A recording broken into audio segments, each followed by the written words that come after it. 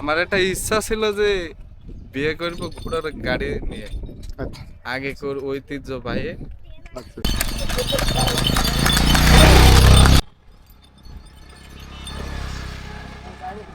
আসসালামু আলাইকুম রহমতুল্লাহ। দেশ এবং প্রবাসে যে যেখান থেকে আজকের এই ভিডিওটা দেখছেন সবার প্রতি রইল আন্তরিক ভালোবাসা।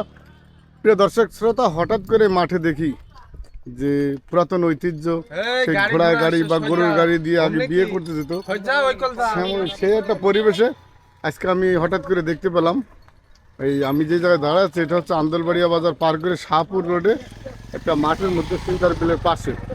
আমি কথা বলবো আজকের এই আয়োজনের যিনি মূল হোতা এবং যিনি বর, এটা আপনারা দেখতে পাচ্ছেন যে খুব বরের সাজে সেজে আছে, অর্থাৎ উনি বর বিবাহ করতে যাচ্ছেন। আমরা ডিটেলস ওনার কাছে জানবো।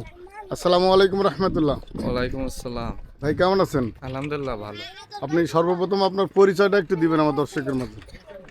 আমার নাম মোহাম্মদ মিলন হোসেন, বাসা উথলি একতারপুর, জেলা চুয়াডাঙ্গা, জীবননগর থানা। এই পুরাতন হঠাৎ করে আপনার এখন এই ডিজিটাল বা আধুনিক যুগে এমনটি কেমন করে মনের আবির্ভাব হলো? আমার একটা ইচ্ছা ছিল যে বিয়ে করবো ঘোড়ার গাড়ি নিয়ে, আচ্ছা আগে ঐতিহ্যবাহী। আচ্ছা আচ্ছা। তো আপনি এই বিয়ে করতেছেন কোন এলাকায়? হাবাসপুর। এই হাবাসপুরটা মহেশপুর ঝিনাইদহ জি, হাবাসপুর। জি। তো আপনার এই পাশ দিয়ে যাচ্ছেন এই পাশ দিয়ে গ্রাম অঞ্চলের ভেতর দিয়ে গেলে মানে সবাই একটু? দেখবে। আচ্ছা হ্যাঁ, আচ্ছা একটু। আচ্ছা, ঠিক আছে। তো আপনার এই কয়জনই বরযাত্রী না আরো আছে? না, চলে গেছে তারা, আমরা এই টুকটুকে যাচ্ছি। মাইক্রো তো তেল দিয়ে পারবে না, ঘোড়ার গাড়িতে তেল। আচ্ছা, ধন্যবাদ আপনাকে।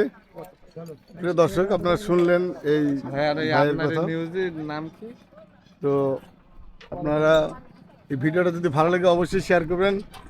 আমার অনেক ভালো লাগছে। আপনাদেরকে জানাই যে আপনারা এই আসলে শখ দেখেন, একটা প্রাইভেট নিয়ে তা গেলেও উনি যেতে পারতেন, কিন্তু প্রাইভেটে কিন্তু এর চাইতে কম খরচ হইতো। উনি যে খরচটা করে যাচ্ছেন, তবে পুরাতন ঐতিহ্য ধরে রাখার জন্য আজকের এই আয়োজন। তবে ভিডিওটা ভালো লাগলে অবশ্যই সবাই শেয়ার করবেন। আল্লাহ হাফেজ।